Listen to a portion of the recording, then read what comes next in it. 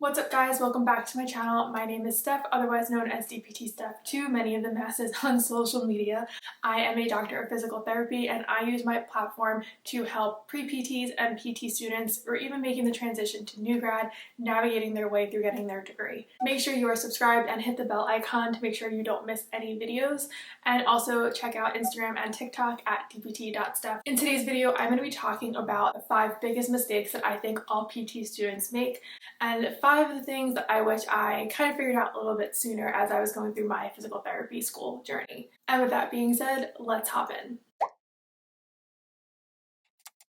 We're going to kind of go in a reverse order. In my top 5 tips, we're going to go from number 5 all the way to number 1 being the most important. Although I do think that they can be all equally important in some way or another. Number 5 is time management. Time management can mean a bunch of different things.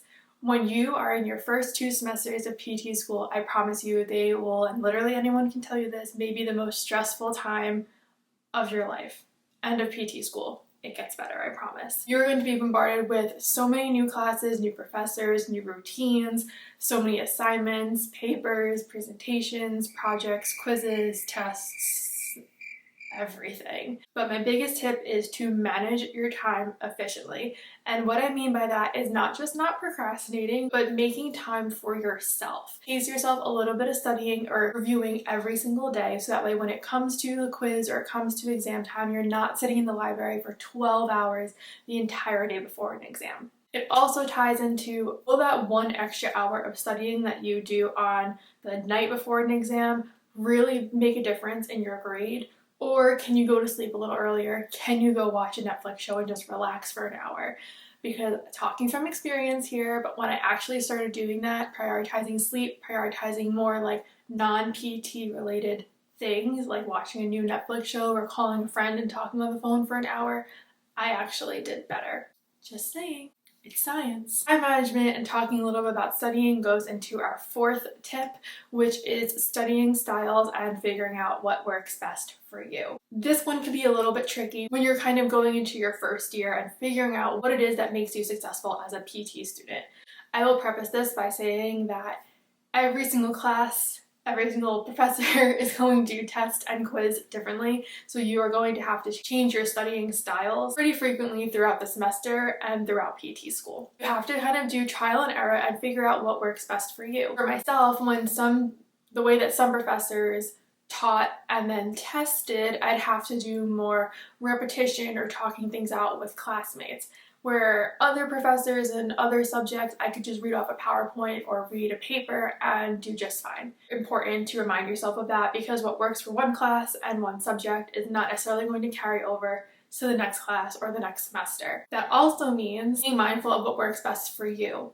If you're in a cohort of 40 people and 39 of them are studying one way and you're trying to study that way and you don't think it's working for you, change it. Don't worry about what everybody else is doing. I'm kind of leading into tip number 3, but figure out what works best for you and you only, because in the end, you're the one person that is one-on-one with patients in a clinical setting, on clinicals and in the real world, so you need to figure out what's best for you so you can comprehend and then practice that information. Number 3, doing what's best for you. What's best for you is super important, and I know society has their expectations, professors have their expectations, family and friends, loved ones have their own expectations, and so do your classmates probably as well.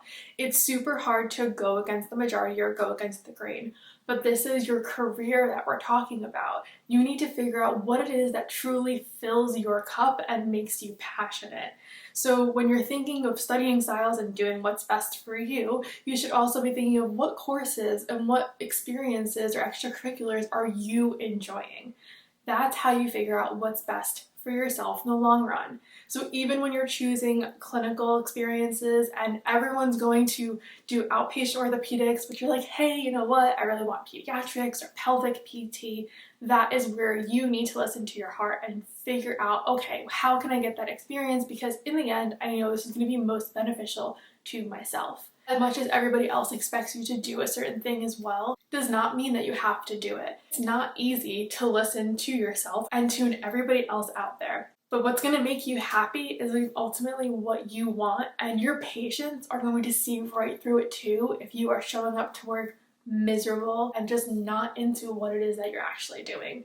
When they see your passion and your care and your love for what you're doing and what you're helping them do, it's going to make things tremendously better. Number 2, your GPA. Applying to PT school is tough. Super, super tough. You need really high grades, scores, a list of extracurriculars, a padded resume, a lot of experiences to get your seat.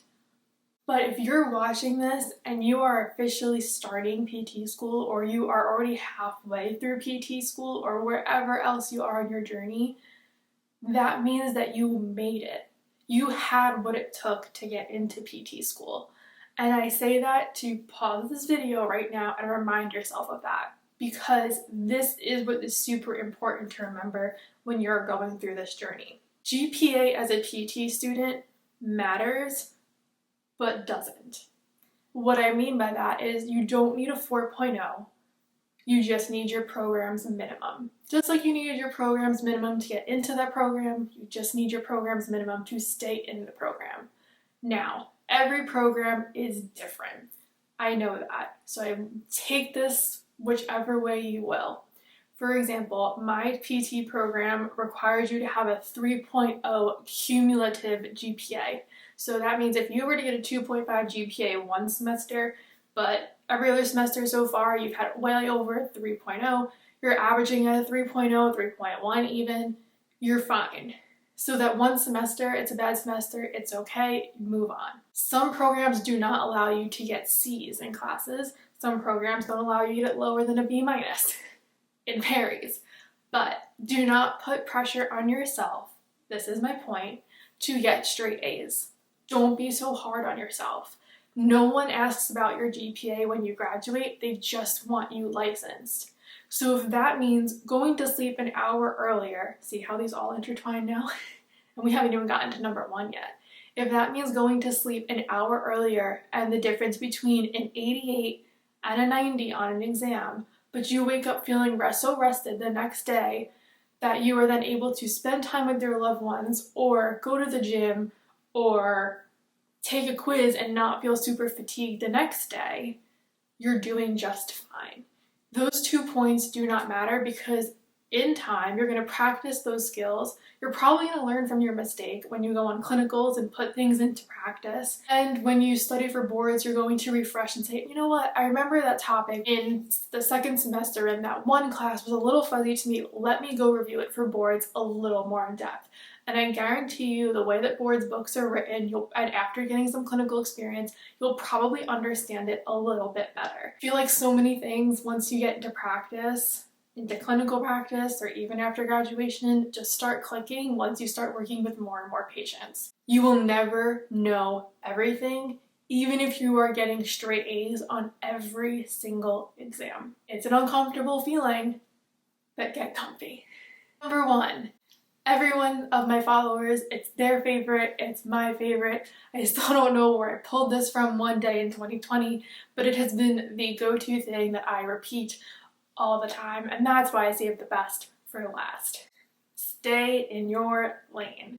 This is kind of like a cumulative of all the tips that I've spoken about so far, but it truly is the biggest and ultimate reminder that I'm going to sit here and try to telepathically go through the screen and put it into your head. Do what's best for yourself. If that means being the one person in an elective, the one person at an extracurricular, the one person with a different clinical, the one person that's getting B's, the one person that's prioritizing their family and their relationships and their gym time and their Netflix time or their video game time, versus sitting in a library every single day for 10, 12 hours, be that person.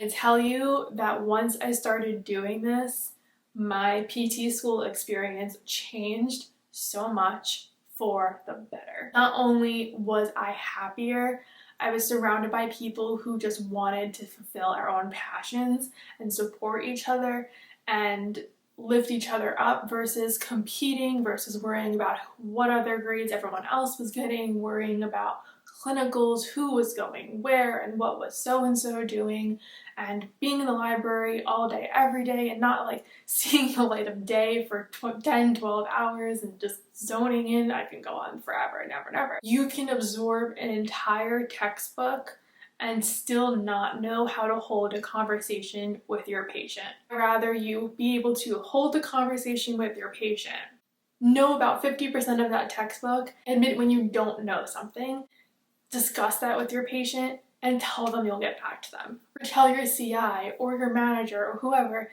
you'll look it up and you'll get back to them. And I guarantee that person will respect you a lot more. So stay in your lane and fill up your bucket, because that's what's going to pay off in the long run. Same thing goes for boards. Studying for boards is your schedule and your timeline and how you study, not what the rest of your cohort is doing, not when the rest of your cohort is taking an exam. Do not rush if you do not feel prepared. Schedule your test for you when you want to start working, where you want to start working, whatever, wherever. I really hope that these are all great reminders for you, no matter where you are in your PT journey. I really wanted to emphasize how I really do think that they are so intertwined and overlap in so many ways. I think that's all I have for today. But as always, thank you so much for watching. Make sure you give this video a thumbs up if you found it beneficial, and send it to a friend that you want to share these tips with. Thank you guys again for watching, and stay tuned for the next one.